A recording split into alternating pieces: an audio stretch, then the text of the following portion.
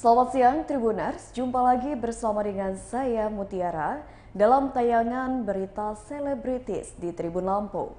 Kami akan menyajikan informasi menarik dan terupdate seputar selebritis tanah air untuk Anda. Dan inilah berita selebritis selengkapnya. Berita pertama datang dari komedian Sule tidak hadir dalam sidang perdana perceraiannya. Baru-baru ini sidang perdana Natalie Holsker cerai dari Sule digelar. Sebelumnya publik dihebohkan dengan kabar Natalie Holsker cerai dari Sule. Banyak pula yang menyayangkan jika Sule dan Natalie Holsker bercerai. Sidang perdana perceraian sang komedian pun digelar pada Rabu 20 Juli 2022. Sidang itu digelar di Pengadilan Agama Cikarang, Kabupaten Bekasi. Hal itu dibenarkan oleh Maman Suherman selaku Panitera PA Cikarang beberapa waktu lalu. Sebelumnya, ibu sambung Rizky Febian itu diketahui telah mendaftarkan gugatan cerai pada 3 Juli 2022 lalu. Sedangkan dikutip dari grid.id pada Rabu 20 Juli 2022, diketahui Sule pun tak menghadiri sidang perdana tersebut. Hal itu diungkap oleh kuasa hukumnya yakni Bahyuni Zaili. Selain itu, Bahyuni mengungkap bahwa pemilik nama asli Entis Sutisna itu akan tetap mengikuti prosedur yang berlaku. Selain itu, ia juga mengungkap bahwa kliennya ingin menikmati hidup damai. Tak hanya itu, dirinya juga menyebut bahwa sang komedian kondang itu menginginkan keluarga yang sakinah. Berikut wawancara dengan pihak terkait. Mediasi atau belum tahu, tergantung ketua majelisnya. Kalau emang hari ini majelis menentukan mediasi ya hari ini mediasi. Tapi kalau misalnya majelis menentukan mediasi minggu depan ya dia agendakan minggu depan. Tapi tergantung hasil sidang nanti kita. Tapi kedua belah pihak diwajibkan untuk hadir. Kalau mediasi diwajibkan untuk hadir.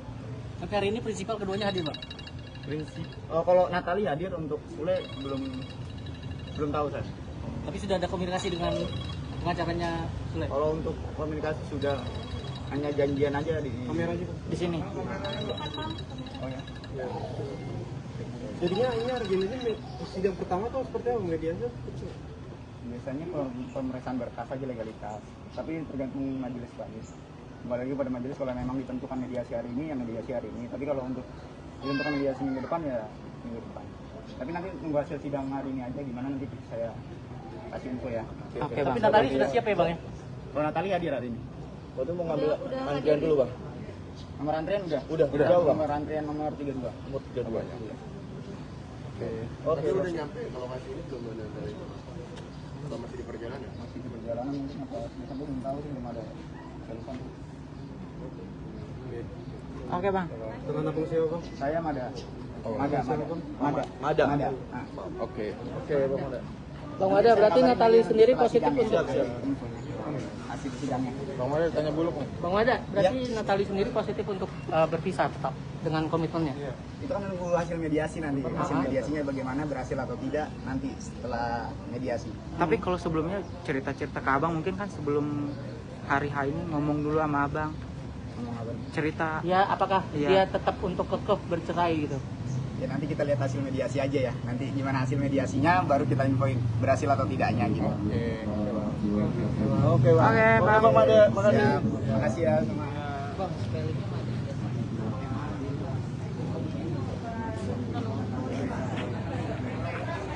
baru ini aja ya kan?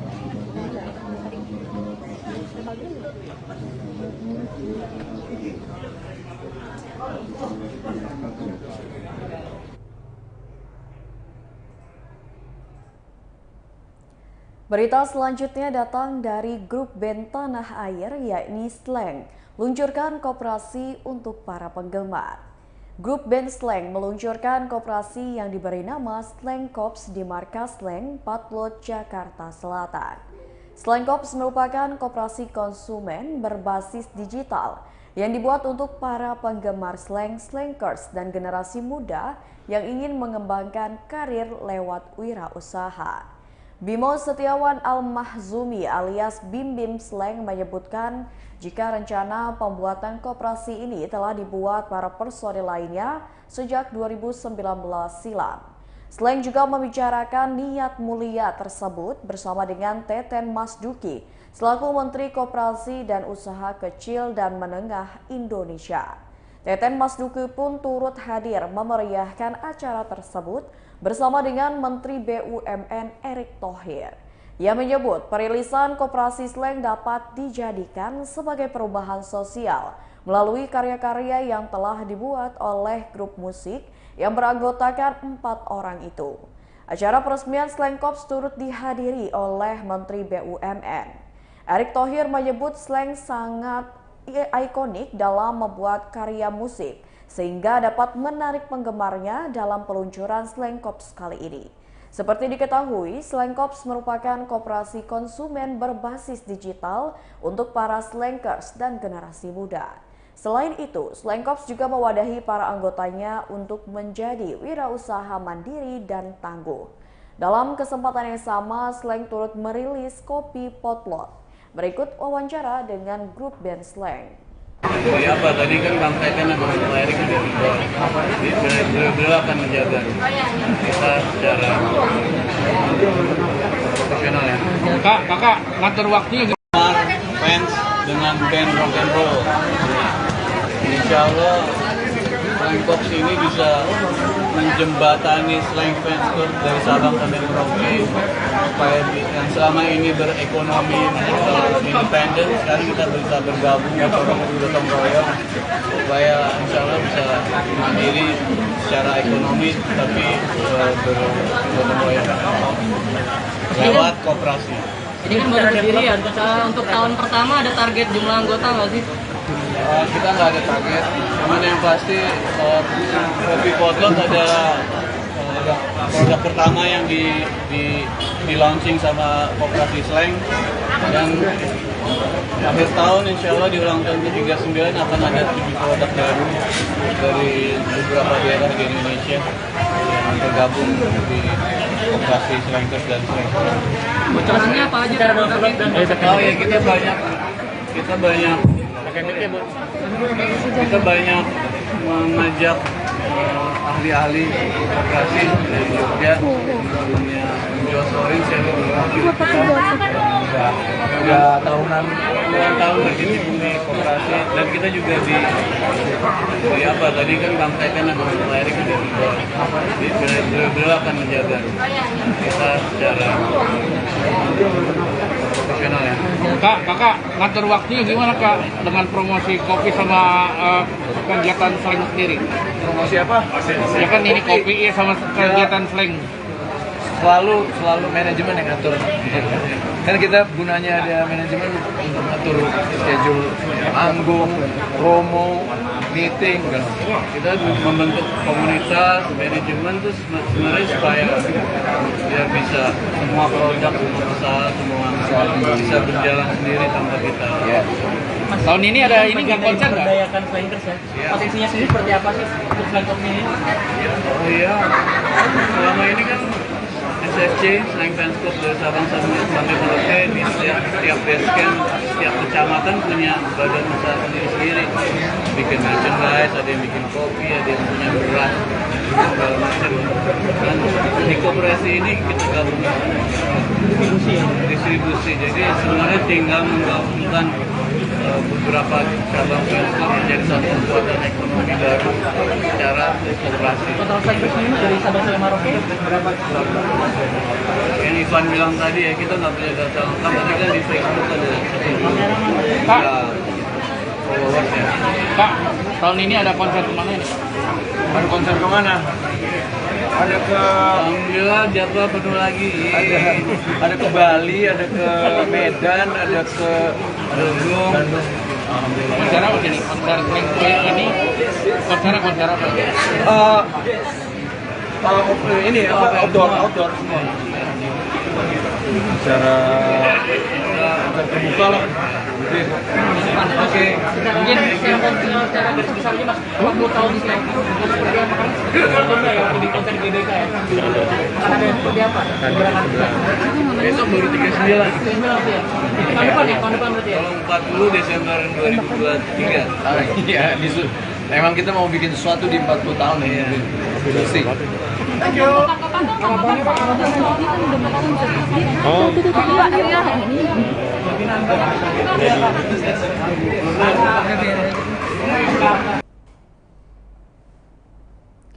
Berita selanjutnya datang dari Marcel Widianto, percaya diri bisa kalahkan Taufik Hidayat. Tinggal menghitung hari.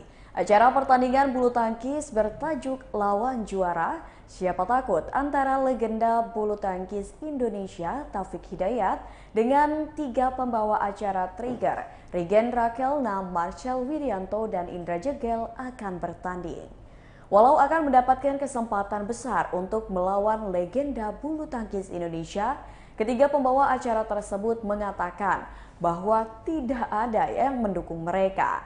Bahkan Indra mengatakan bahwa kerabat terdekat dari mereka sendiri juga tidak mendukung mereka dalam pertandingan ini. Namun jawaban berbeda datang dari Marcel yang mengatakan kalau mereka sebenarnya mendapat banyak dukungan dari warganet dan juga sahabat selebriti. Akan segera melawan Taufik Hidayat, ketiga pembawa acara tersebut mengatakan bahwa mereka optimis akan memenangkan pertandingan ini. Bahkan Marcel bernazar jika mereka benar-benar memenangkan pertandingan ini, maka dirinya akan mencukur habis rambutnya. Berbeda dengan Marcel, Regen justru ingin melanjutkan olahraga bulu tangkis ini dengan lebih serius lagi. Berikut wawancara dengan Regen, Marcel, dan Indra Jegel. Bola. Ada coachnya nggak biar maksudnya tekniknya juga tahu? Coach Denny. Denny Cagur. Coach kita Denny Cagur. Coachnya kita. Kalau coachnya nggak ada latihan sendiri. Ada sih siapa itu ya namanya ya? Siapa? Nama pelatihnya? Mas Iksan apa ya? Iya, ya kita ngelihat tutorial di YouTube sih Kak. Jadi gimana nih cara cemes, gimana cara ini. Kita juga nontonin YouTube-nya Bang Topik lah. Iya, sama ya TikTok. Daily life. Sekarang lagi rame juga tuh soal Citayam gitu-gitu lah lagi rame. Iya, sama bonge kan. Sama bonge. Kejauhan ini jawabnya. Iya. Sorry. Yang diambil cuma yang depannya doang. Tapi alasan kalian bertiga untuk memilih untuk menantang Bang Taufik sendiri gimana? Nah ini sebenarnya kita nggak nantang ya. Jadi kita waktu itu di talk show Trigger kita ngobrol terus kita nanya Bang Taufik sekarang usia udah berapa gitu. Terus kan kita bercandain lah. Ya berarti pukulan udah nggak sekuat dulu ya gitu. Kalau dulu mah nih dulu kan kenceng banget. Kalau sekarang Mas tenang Mas ya. Sabar jangan marah. Itu Mas Taufik. Oh itu Mas Taufik ya. Iya gitu. Terus kita bercandain terus dia dipotong di TikTok segala rame lah. Terus akhirnya Bang Taufik mau ya udah ayolah lawan gua aja gitu. Kita main aja. Jadi seakan-akan kayak kita menantang gitu. Dan jatuhnya ini kan acaranya namanya lawan juara ya. Sebenarnya bukan lawan juara ini jatuhnya. Lawan orang tua nih. Iya. Sombong benar. Iya, tapi emang kita juga maksudnya selain itu juga kita latihan sama pelatih kita bukan pelatih sembarangan juga ya. Oh iya. Ya kita pelatih kita tuh Taufik Hidayat kalau misalnya. Ini dong ya. Lu mau mie ayam apa nasi goreng? Ya ntar dulu ini lagi. Ini dulu ditanya kenapa preskon dia. Mau mie ayam. Mie ayam dulu aja. Ya nggak paling itu sih kita sih kalau misalkan ditanya kenapa nantang sebenarnya nggak nantang cuman kita ngomong faktanya kan begitu usianya udah beda gitu. Terus ya udah terus dia bilang ya udah coba aja dia bilang coba aja rasain gitu ya udah ayo kita pun juga penasaran kan kapan lagi main di melawan atlet beneran gitu kan kesempatan besar lah pasti kan seorang Taufik Hidayat juara gitu pasti banyak banget yang nantangin kan kayak ayo bang main badminton sama gue nah kita dapat kesempatan itu kenapa enggak gitu kita pasti bapak-bapak Cirende gitu kan suka pasti kayak banyak DM ayo pak lawan saya gitu pasti gitu. Cuman kita yang ditantang nah itu salahnya kita sih. Iya, kita berani ya. Tapi kenapa nggak 3 lawan 1 aja kan bisa 3 lawan 1 nih jadi unik. Kenapa kayak 2-1 nanti ganti-gantian? Kita udah coba itu latihan rusuh karena Iya. begitu bola di tengah rebutan. Nabrak semua. Semuanya. Yang kepukul bukan kok raket sendiri, Iya, mental. letak gitu. Jadi malah beres-beres rebutan. main dagu bengkak gitu-gitu. Iya. Malah tadinya kita dua di kita, satu kita suruh selundupin ke ini aneh Bang Topik, jadi dua gitu. Tapi misalnya Marcel nih, cuman dia jadi goblok banget gitu di sono, jadi biar ngerusak alur tadi begitu, cuman nggak boleh kan. Dan kalau kita pernah main 3, satu lapangan 3 orang ya, kita sempat selek waktu itu karena memang pembagian bolanya, jadi daripada kita bubar ya udahlah kita akhirnya bawa bola masing-masing. Jadinya main sendiri kita. sendiri kita main Gitu sih. Terus dukungan yang datang dari kalian siapa aja nih? Nggak ada. menurut kamu sendiri aja deh Mas. Menurut Mas aja, ya pasti nggak ada dong, ya kan. Bahkan keluarga terdekat kita pun tidak mendukung kita kok, santai lah. Malahan dibilang ngapain sih kamu begini. Enggak, banyak dukungan dari masyarakat juga, dari netizen, dan juga dari rekan-rekan artis juga banyak. Dari Rachel Fenya. Oh, mendukung. Oh, gue baru tahu. Mendukung Okin untuk beda. Kita lawan Topik Hidayat. Banyaklah dukungan dari Lindan, Lee Chong Wei lawan-lawannya Topik Hidayat dulu ya pasti. Jadi mereka Lindan tuh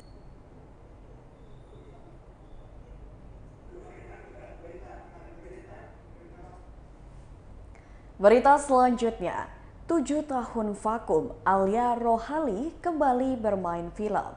Rumah produksi Falcon Pictures bersama Star Vision Plus kembali meluncurkan film yang bercerita tentang kisah cinta anak remaja berjudul 12 Cerita Glenn Anggara. Film ini dibintangi oleh Prilly Latukonsina, Junior Roberts, Angga Yunanda, Adisti Zara, Abun Sungkar, Dania Salsabila, dan Alia Rohali. Ini merupakan film pertama Alia Rohali setelah 7 tahun vakum dari dunia akting. Alia Rohali mengaku setelah menikah dan memiliki anak, dirinya mulai dibatasi untuk berkecimpung di dunia akting. Alia Rohali mengaku setelah menikah dan memiliki anak, dirinya memang dibatasi oleh sang suami. Namun, berkat anak-anaknya yang tak lain fans dari film Mariposa membuat sang suami terbuka hatinya untuk mengizinkannya mengambil proyek film tersebut. Kendati demikian, pemenang Putri Indonesia tahun 1996 itu mengaku tak kesulitan saat kembali lagi untuk berakting. Apalagi menurut Alia Rohali, lawan mainnya seperti Prilly Latukonsina sangat profesional, sehingga menurutnya sangat mudah untuk beradu akting. Berikut wawancara dengan Alia Rohali. Alhamdulillah sih semuanya waktu itu sehat, ya kita ke kantor, terus habis dari kantor ya langsung ke preskon ini. Ya, mungkin di film ini mungkin sebagai apa sih, boleh cerita sedikit? Ya, jadi di sini saya berperan sebagai ibunya Shena, diperankan oleh Prilly. Jadi memang ini film remaja, tapi yang merupakan sequel ya. Jadi memang sudah ada tokoh-tokoh yang lamanya itu di film Mariposa 1. Nah, di Mariposa yang bukan Mariposa kedua, di 12 Cerita Glenn Anggara ini ada beberapa karakter baru, salah satunya adalah Prilly dan juga aku sebagai ibunya. Nah, jadi memang selain kisah anak-anak yang lain itu yang cukup banyak mendominasi, juga memang kisah antara Shena dengan ibunya ini gitu. Jadi lumayan sih syutingnya cukup padat gitu, tapi alhamdulillah walaupun ini tuh syuting bener-bener waktu lagi mulai kasus naik pas pandemi tahun lalu tuh, zamannya Delta gitu ya. Jadi kita tuh bener-bener kejar-kejaran lah gitu dengan peningkatan kasus yang dari hari makin tinggi. Tapi alhamdulillah sih semuanya waktu itu sehat dan kita bisa lancar selesai tepat waktu. Ada kesulitan nggak sih main bareng sama Prilly dan teman-teman yang lain? Iya, jadi Tante. Ya, jadi ini memang sepertinya kali pertama ya saya main di film yang ya sebagai ibunya anak-anak kuliahan gitu, anak-anak milenial lah gitu. Tapi buat aku sih memang nggak terlalu ada kesulitan yang berarti karena ya saya juga punya anak yang kurang lebih seumuran mereka, jadi tahulah bagaimana tingkah laku mereka ya, yang mana saya sebagai orang tua lebih bisa memahami lah gitu pada saat bekerja dengan mereka di lokasi syuting gitu ya, namanya anak-anak gitu. Tapi sih pada dasarnya mereka semua sangat profesional, terus juga on time gitu ya. Pokoknya sangat enak banget bisa bekerja sama dengan mereka. Jadi juga pengalaman baru, dan mereka memang benar-benar anak-anak milenial yang ya lagi naik daun, terus sangat berbakat gitu ya. Cuma sangat humble juga. Jadi ya beruntung banget sih bisa berada dalam tim ini. Kalian mengikuti nggak sih Mariposa sendiri dari awal apa aja? Iya, jadi kebetulan anak-anakku tuh penonton Mariposa ternyata gitu. Jadi kan memang waktu itu film Mariposa 1 tuh kayaknya belum terlalu lama tayang di bioskop, terus udah pandemi gitu kan. Jadi memang nggak terlalu lama lah gitu di peredaran gitu. Cuma saya pernah mendengar gitu dari anak-anak saya gitu. Nah waktu saya ditawarin untuk film ini, saya tanya, kamu tahu ini gak sih ceritain? Oh tahu Mbak, pokoknya mama harus main gitu ya. Aku suka banget, aku fans sama ini gitu. Ya udah, jadi ya di encourage sama anak-anak juga gitu, dengan anak-anak yang memaksa. Jadi ya suami saya ngasih izin gitu untuk saya bisa syuting lagi gitu, alhamdulillah. Kalau ngomongin anak-anak pun perkembangannya sekarang gimana? Ada yang udah masuk sekolah SMP apa SD apa ini ya? Anak-anakku sekarang yang gede kan Jenny udah lulus kuliah, sekarang udah kerja di law firm. Terus yang kedua kelas 1 SMA, yang ketiga 1 SMP. Jadi semua udah beranjak ABG semua gitu. Gimana punya anak perempuan semua udah beranjak ABG, mungkin lebih protek sama anak-anak? Ya pastinya ya, namanya anak perempuan tuh pasti lebih banyak khawatirnya gitu, udah pasti. Cuma sih alhamdulillah apa ya so far so good lah gitu. Yang penting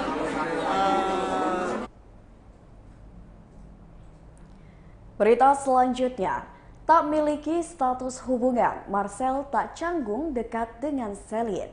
Mulai dekat semenjak dijodohkan di salah satu program televisi, Marcel Widianto dan Celine Evangelista belum meresmikan status hubungannya.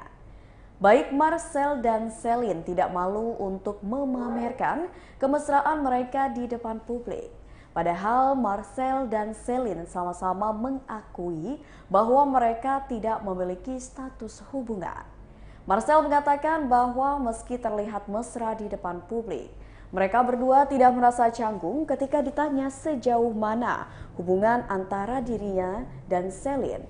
Marcel pun mengatakan bahwa mereka sudah sampai di komunikasi yang intens. Bahkan kini mereka sudah saling memberikan kabar masing-masing setiap harinya.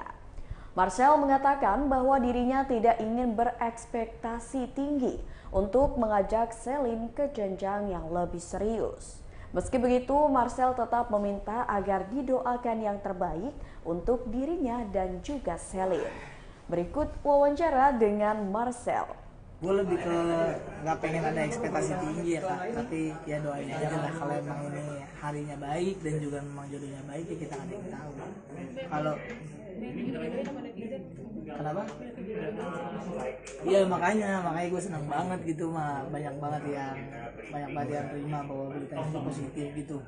Meskipun ada juga yang bilang katanya gimmick, katanya settingan, ya nggak apa-apa juga gitu, karena memang ya kalau gimmick ya emang di TV emang banyak gimmick, karena memang bermulanya dari gimmick juga gitu, akhirnya jadi deketnya ya di setting juga gitu, di setting bahwa ya kita nyetingnya biar bisa lebih deket ketika lagi ada di set atau di mana gitu sih.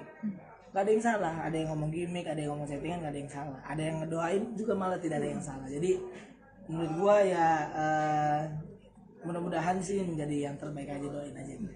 Tapi kalau ketemu sama anak-anaknya udah pernah belum Kak? Udah, jadi beberapa kali ya gue udah nemenin anaknya Cio buat main go-kart gitu. Tapi memang tidak dipubliskan karena memang gue ketika gue pengen nikmatin dulu aja gitu, maksudnya tidak melulu apa-apa di posting di mana gitu. Tapi susah nggak sih untuk dapetin hati anak-anak yang sebagai teman baik ya nggak susah sih kan, karena memang kan bule anaknya Mas, jadi bukan anak Indonesia gitu yang tiba-tiba dikasih mainan dari pasar Gembrong mau gitu kan. Ini bule tuh kan jadi kayak adaptasinya juga beda gitu. Jadi enggak, gue baru kali ini sih ketemu anak bule ya. Kalau di rumah gue kan anaknya bocah-bocah kriuk gitu. Dipanggil berarti pakai bahasa Inggris. Iya, gue juga lagi belajar bahasa Inggris nih dari RPUL. Apa namanya? Apa? Baiklah Tribuners, itulah berita selebritis bersama dengan saya Mutiara. Jangan lupa untuk terus saksikan YouTube Tribun Lampung News Video, Facebook Tribun Lampung, Instagram @tribunlampung dan TikTok @tribunlampung untuk informasi terupdate lainnya. Selamat siang dan sampai jumpa.